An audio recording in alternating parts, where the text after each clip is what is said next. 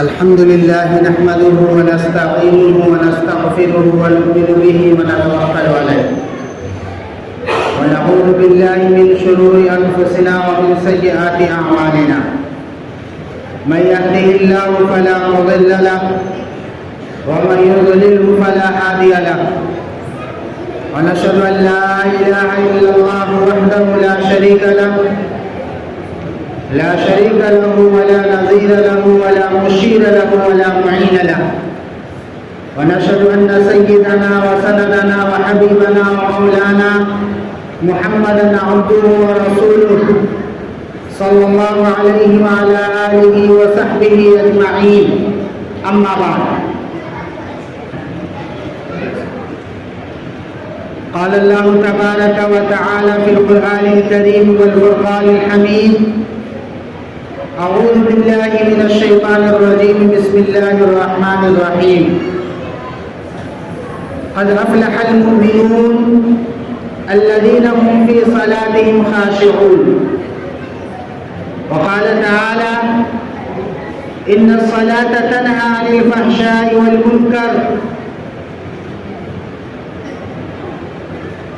صدق الله مولانا العظيم وصدق رسوله النبي الكريم ونحن على ذلك لمن الشاهدين والشاكرين والحمد لله رب العالمین۔ وہ ایک سجدہ جسے تو گرا سمجھتا ہے،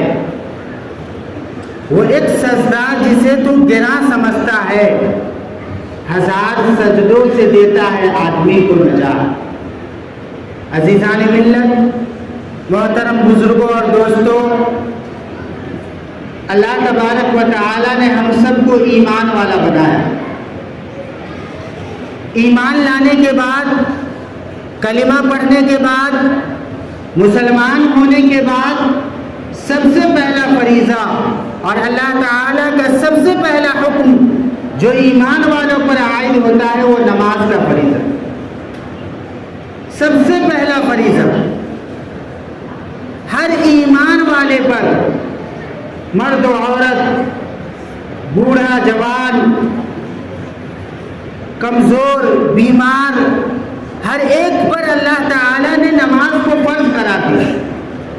اور ایمان کے بعد سب سے پہلا فریضہ ہے نماز کا، سب سے پہلا فریضہ ہے نماز کا۔ ان الصلاۃ کانت علی المؤمنین کتابا موقوتا، اللہ تعالیٰ نے ارشاد فرمایا کہ میں نے یہ نماز ایمان والوں پر ان کے مقررہ وقتوں میں فرض کر دیا۔ نماز کے لغوی معنی ہے دعا کرنا، تعظیم کرنا، دعا کرنا، تعظیم کرنا، آگ جلانا، آگ میں جانا، آگ پر ٹیڑھی لکڑی کو رکھ کر کے سیدھا کرنا، یہ نماز کا لغوی معنی ہے۔ اور نماز کا اصطلاحی معنی ہے ایک خاص ترتیب سے اللہ تعالیٰ کی عبادت کرنا۔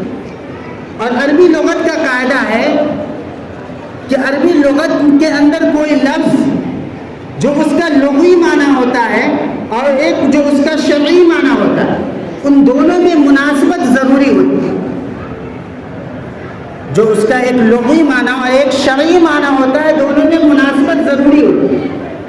تو آپ غور کریں گے کہ نماز کے اندر یہ ساری چیزیں پائی جاتی ہیں۔ نماز کے اندر دعا کرنا پایا جاتا ہے، نماز میں آدمی اپنے لیے دعا کرتا ہے، اپنے والدین کے لیے، سارے ایمان والوں کے لیے دعا کرتا ہے۔ تعظیم کرنا بھی پایا جاتا ہے۔ تعظیم تین طریقے سے ہوتی ہے، کھڑے ہو کر کے، بیٹھ کر کے، سجدے میں جا رکوع کر کے اور سجدے میں جا کر کے۔ تعظیم کسی طریقے سے نہ ہوتی ہے، کھڑا ہو جانا، کھڑے ہو کر کے تعظیم کی جاتی ہے، جھک کر کے تعظیم کی جاتی ہے، سجدے میں جا کر کے تعظیم کی جاتی ہے۔ تو آپ نماز کے اندر غور کریں گے تو یہ تینوں چیزیں پائی جا رہی ہیں۔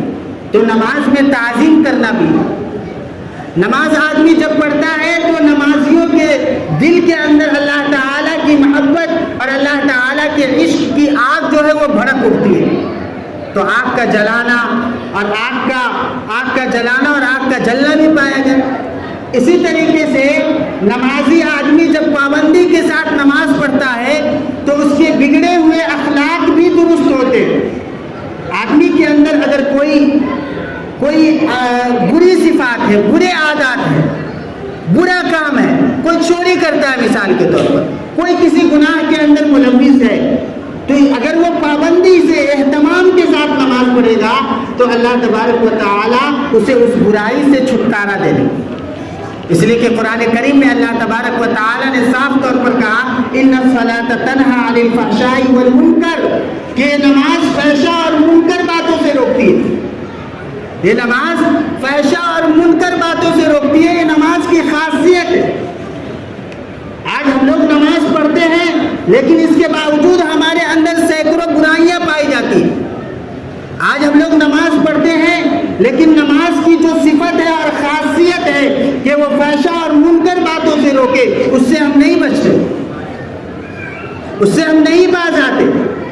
پتہ یہ چلا کہ نماز ہم لوگوں کو جیسی پڑھنی چاہیے ویسی نماز ہم نہیں پڑھتے۔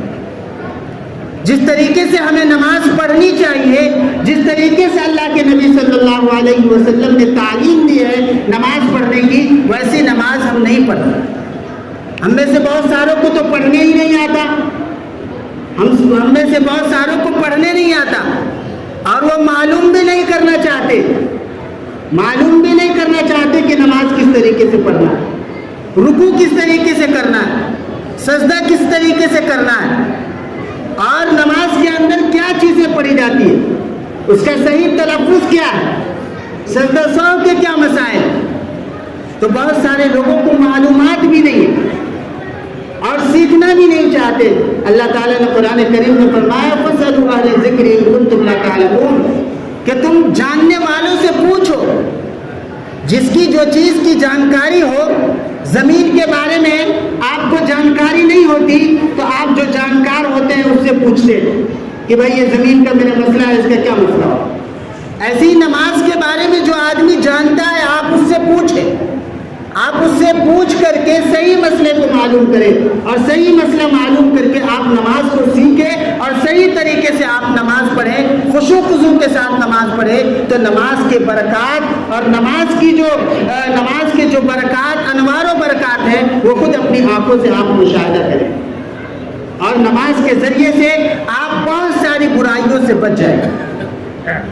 اللہ تبارک و تعالیٰ نے یہ نماز کو فرض کیا، اندازہ لگائیے جتنے بھی احکام اللہ تبارک و تعالیٰ نے فرض کیے سب روئے زمین پر، دنیا پر فرض ہوئے، دنیا پر اللہ تعالیٰ نے وہ احکام اتارے، لیکن جب نماز کی باری آئی تو اللہ تبارک و تعالیٰ نے اپنے حبیب محمد رسول اللہ صلی اللہ علیہ وسلم کو معراج پر بلایا، آسمان پر بلایا،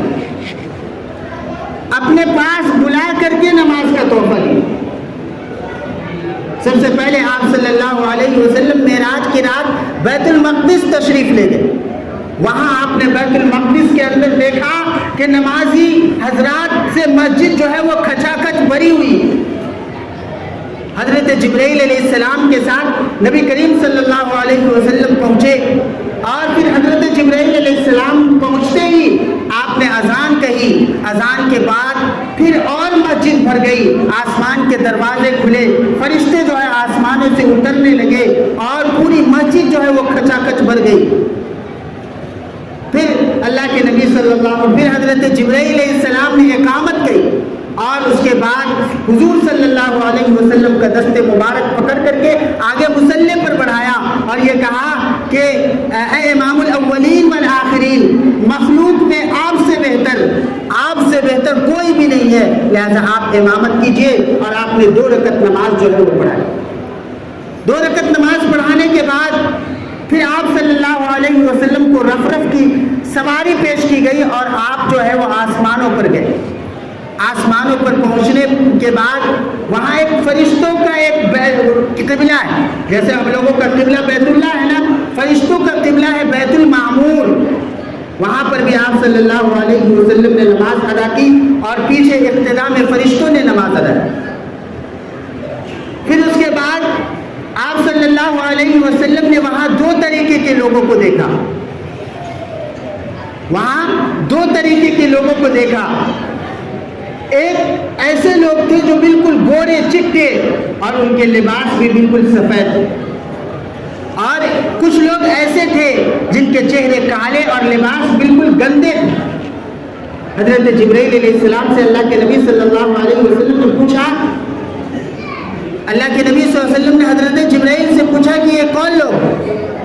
تو حضرت جبرائیل علیہ السلام نے ارشاد فرمایا کہ یہ جو گورے چٹے اور سفید کپڑوں میں ہیں یہ آپ کی امتی کے نیکوکار لوگ ہیں، نیک لوگ ہیں، اور یہ جو کالے کلوٹے اور گندے کپڑوں میں ہیں یہ آپ کے گنہگار امتی۔ اسی جگہ اللہ کے نبی صلی اللہ علیہ وسلم نے اللہ تعالیٰ سے خوب رو رو کر دعائیں کی گنہگار امتی کے لیے، اور آپ کی وہ دعا جو ہے وہ قبول ہوئی اور آپ کی شفاعت جو ہے وہ قبول ہوئی۔ پھر آپ صلی اللہ علیہ وسلم حضرت جبرائیل کے ساتھ آگے بڑھے۔ ایک مقام پر جا کر کے حضرت جبرائیل نے کہا کہ اے اللہ کے نبی اس سے آگے آپ خود جائیں، اس سے آگے میں نہیں جا سکتا، اس سے آگے میں اگر ایک بال کے برابر بھی آگے بڑھا تو میں جل کر کے خاکستر ہو جاؤں گا، جل کے راکھ ہو جاؤں گا، اس سے آگے کا سفر آپ کو طے کرنا ہے۔ بہرحال اللہ کے نبی صلی اللہ علیہ وسلم آگے بڑھے اور اللہ کے دربار میں پہنچے۔ اللہ تعالیٰ کی تجلیات جو ہے وہ آپ پر ظاہر ہونے لگی اور آپ پر اترنے لگی، اور جب اللہ کی تجلیات میں آپ مہو ہو گئے اور اللہ کے حضور پہنچے تو آپ نے کہا التحیات للہ والصلوات والطیبات، کہ تمام مالی عبادتیں اور تمام جانی عبادتیں اور تمام قولی عبادتیں اے اللہ تیرے لیے۔ ہم جو عبادتیں کرتے ہیں وہ عبادات یا تو جانی عبادت ہوتی ہے یا مالی عبادت ہوتی ہے، یا جان کی عبادت ہوتی ہے یا مال کی عبادت ہوتی ہے یا قولی عبادت ہوتی ہے۔ اس زبان سے جو سبحان اللہ، الحمدللہ، لا الہ الا اللہ، اللہ اکبر، درود شریف کا جو اہتمام کرتے ہیں یہ قولی عبادت ہے، اور جو نماز پڑھتے ہیں یہ فعلی عبادت ہے۔ تو اللہ کے نبی صلی اللہ علیہ وسلم نے ارشاد فرمایا التحیات للہ والصلوات والطیبات، تمام قولی عبادتیں، تمام فعلی عبادتیں اور تمام مالی عبادتیں اے اللہ تیرے لیے۔ ادھر سے جواب آیا، اللہ کی طرف سے جواب آیا السلام علیک ایھا النبی ورحمۃ اللہ وبرکاتہ، سلامتی ہو آپ پر اے نبی اور اللہ کی رحمت اور اس کی برکت۔ اللہ کے نبی صلی اللہ علیہ وسلم کو اس وقت اپنی گنہگار امت بھی یاد آ گئی اور آپ نے یہ ارشاد فرمایا السلام علینا وعلی عباد اللہ الصالحین، یہ سلامتی صرف میرے اوپر نہ ہو بلکہ السلام علینا یہ سلامتی ہم پر بھی ہو، وعلی عباد اللہ الصالحین اور اللہ کے نیک بندوں پر بھی یہ سلامتی۔ پھر اس کے بعد کیا کہتے ہیں کہ اللہ تبارک و تعالیٰ نے 50 نمازیں جو ہے اللہ کے نبی صلی اللہ علیہ وسلم کو دی، 50 وقت کی نمازیں، اور آپ محض تجلیات تھے۔ اس وقت اگر 500 نمازیں بھی فرض کر دی جاتی تو اللہ کے نبی صلی اللہ علیہ وسلم کچھ بھی نہیں بولتے۔ بہرحال 500 نمازوں کو لے کر کے نیچے آئے، حضرت موسیٰ علیہ السلام سے ملاقات ہوئی اور کہا کہ ہماری امت پر 2 وقت کی نماز فرض تھی، ہماری امت 2 وقت کی نماز نہیں پڑھتی تھی، آپ کی امت 50 وقت کی نماز کیسے پڑھے گی؟ بار بار اوپر جانا اور آنا ہوا یہاں تک کہ 5 وقت کی نماز بچی، لیکن اللہ تبارک و تعالیٰ نے ارشاد فرمایا وما يبدل القول لدي، ہمارے پاس بات بدلی نہیں جاتی، وما انا بظلام للعبید، اور میں بندوں پر ظلم کرنے والا نہیں۔ ایسا بھی نہیں کہ میں 50 نمازوں کو فرض کر کے بندوں پر ظلم کروں، اور ایسا بھی نہیں کہ میں جو کہہ دیا اس میں کوئی تبدیلی ہوگی، بلکہ میں جو کہہ دیا کہ 50 نمازیں فرض ہیں تو 50 نمازیں فرض ہیں، لیکن یہ 5 نمازیں ہی پڑھیں گے، آپ کی امت 5 نمازیں ہی پڑھیں گی، لیکن اس کا ثواب جو ہے وہ 50 نمازوں کے برابر ہوتا ہے۔ تو میرے محترم بزرگوں اور دوستوں، نماز یہ اللہ تعالیٰ کی خاص عبادت ہے، اسے نماز کو سیکھنے کی ضرورت ہے۔ نماز کے کچھ مسائل بھی بتانے تھے لیکن وقت ہو چکا ہے، انشاءاللہ اگلے ہفتے نماز کے کچھ مسائل بتائے جائیں گے۔ اللہ تعالیٰ ہم سب کو نماز کو اہتمام کے ساتھ پڑھنے کی توفیق عنایت فرمائے۔